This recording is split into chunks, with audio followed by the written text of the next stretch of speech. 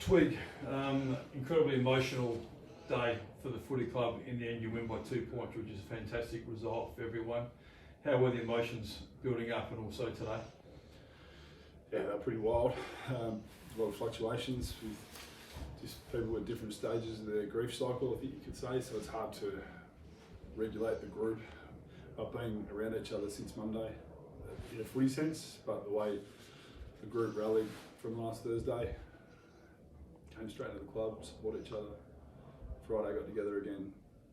The weekend was probably what everyone needed, a bit of space, and then we tried to set our week up on Monday to confront it, be up front. We didn't want to pretend that he's not someone we're just going to, it's happened but we're not going to speak about it. We use vision of it, like photos and imagery and all that, so we wanted to confront it and to try and get them back going physically, which then hopefully was helping mentally, was our charter this week. And then today with the ceremony at 2 o'clock was something none of us have ever been through before, so to hear what was going on alongside me and then behind me with our reserves players and staff, how upset they were, and to try and reset and then get ready for a game, it was very challenging.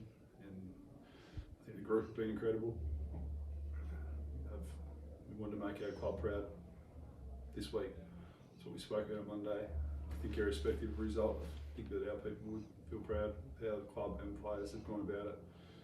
Reserves team today included. So. In the end, I guess it made any close wins good, but to win under the circumstances today, and clearly the players look like they were visibly tired in that last term, to win means even more, I would have thought.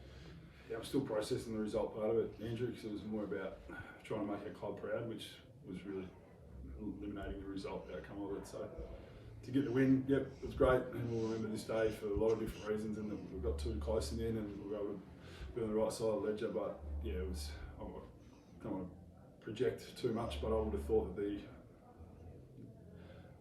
the void of energy late, just the emotional drain for the individuals at various stages, I'm sure, once they've caught up, because the last 15 minutes we was not able to do anything, so I did the work early in the game which put the score on the board. And you used the word proud, obviously proud of all the players, the way they went about it. Did anyone not want to play today? Do you have any of those issues? Proud of the club as well, Andrew. Yeah. The club led from the moment of being informed and how do we support our people. So we had a part to play from administration board and playing group, and we spoke to the group about that if you need to step away from a drill, from a session, from a night, then that's an option, and no one will be judged for that. So it's actually after the game I've seen more individuals who, whether you assume they're okay with it, or you should never assume with this stuff, because I saw some individuals who were really affected after the game. So the emotion of the day, the fatigue that kicks in, you start to see more. So the week's been challenging, but the hardest bit's still to come from what I can see. And I'm not overly well educated in this stuff, but from what I can see, it's going to be harder to keep managing people where they're at. And the performance itself, mate, for three, got 39 points up.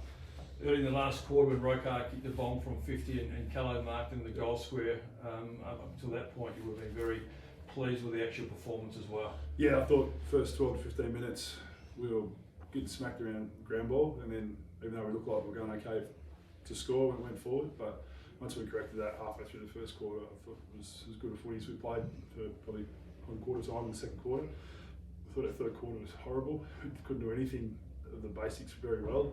Then you go bang bang at the start of last and almost take a deep breath, but then as South done to us earlier in the year, we got the margin, but they reeled us in and had the chance probably to have a look at winning it late. So I thought we got lucky to hold on in the end, but some of the footy we played was exceptional.